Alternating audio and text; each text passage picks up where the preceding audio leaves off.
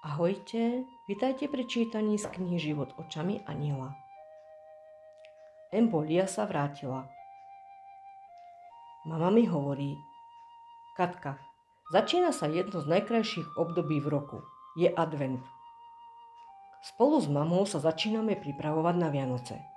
Ja spokojne ležím v postielke a sledujem, ako mama pečie koláčiky. Cítim krásnu vôňu škorice, ale aj vanilky.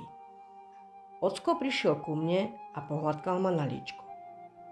Počujem, ako hovorí mame: Jej, aké fajné rošteky si napiekla. A už ma škrtí. Škoda, že nemôžem ochutnať niečo sladké. Dnes bol krásny deň.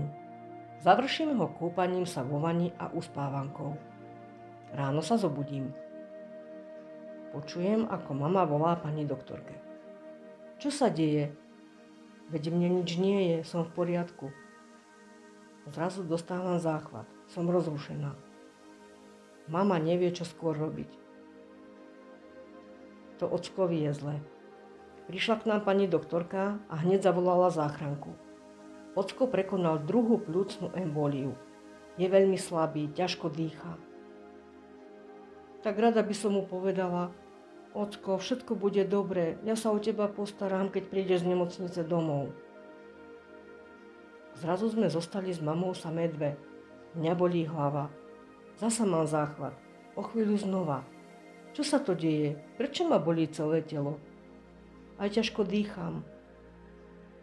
Mama ma odsáva. Chytá mi čelo, meria teplotu, len si povzdychne. 39,5. Čo robiť? Volať záchranku alebo ísť do nemocnice?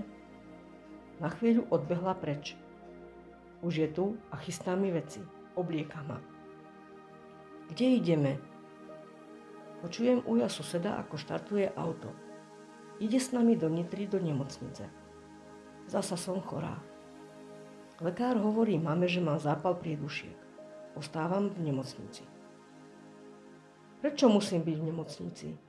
Plačem. Mama, kde si? No o chvíľu som ticho, spím. Musím veľa spať, aby som sa rýchlo vyliečila. Mama, kde si? A čo je s ockom? Kde je? Kedy prídete pre mňa? Počujem vianočné pesničky. Už sú asi Vianoce a ja som ešte stále tu. Prečo? Jej! Počujem mamin hlas. Ona prišla. Áno,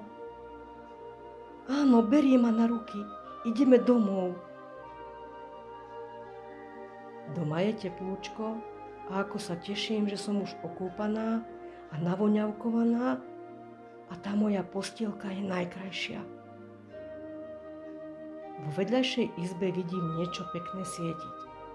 Mama otvorila dvere a ukázala mi stromček. Už sú Vianoce. Aj ocko je už doma z nemocnice. Je mu lepšie. Budem na neho dávať pozor. Ďakujem za pozornosť a teším sa na ďalšie čítanie z knihy Život očami aniela. Ahojte.